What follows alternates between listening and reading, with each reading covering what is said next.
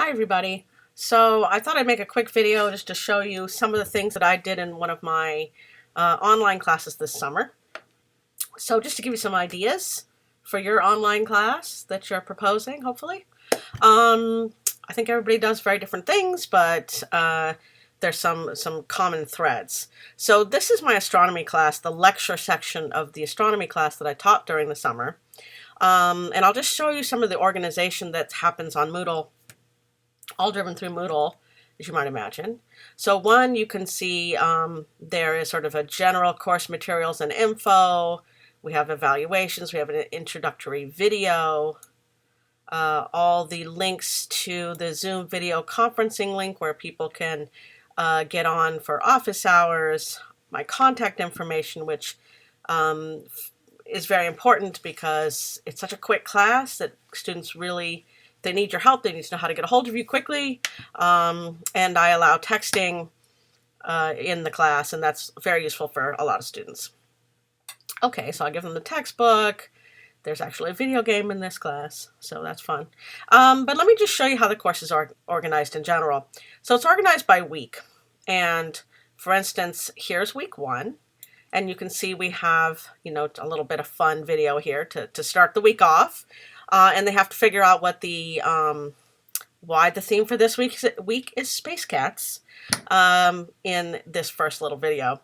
And then we have lectures here and different quizzes. So we have lecture 1, and it tells them what parts of the book we're covering, etc. And I'm going to show you one of these lectures, but I'm going to show you a later one.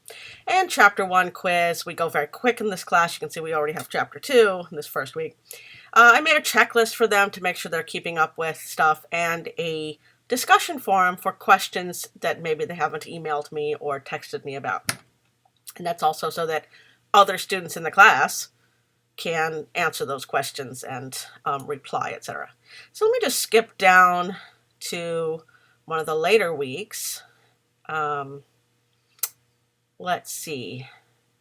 Here we go. So we'll skip down to here and we'll look at lecture 14. Now all the lectures in my class are set up as quizzes. Okay, so they are not just passively watching lectures, they're actually quizzes. So let me click into one of these and I'll show you what I mean. So I'm going to continue the preview of the quiz, and you can see there's several sections here. Each section has a question at the end of the lecture. So for instance, here are the things they can choose for the question at the end of the lecture. So let me just start playing this, and of course, they would probably make this full screen so they could see things. So now we're in chapter 12, although we're going to do a very quick overview of chapter 12. And chapter 13. So just giving you an idea here, we have picture-in-picture. I use a program called Camtasia to do all this, but there are many other programs you can use. And if we go through, the nice thing about this versus doing this with PowerPoint is you can sort of leave the PowerPoint altogether and say run a simulation on your desktop for them to look at, etc. All while recording, which is what I'm using. I'm using Camtasia right now to record this. And now at the very end of the core of this particular section of the lecture, and you'll see they die catastrophically, in fact. Okay. Let's try a question. And I pose the question. All right. And so basically they have to answer the question and then they go on to the next section. And there's 7 sections in this particular lecture. So it keeps them engaged, and you can see they're pretty short, on the order of 14-20 minutes, maybe at the most, before they have to actually interact with the material. All right, so that's sort of the big overview of kind of how I put together this class. So let me show you one more thing. There's kind of a lot to drill down in here, but I'm not going to do that in this intro video.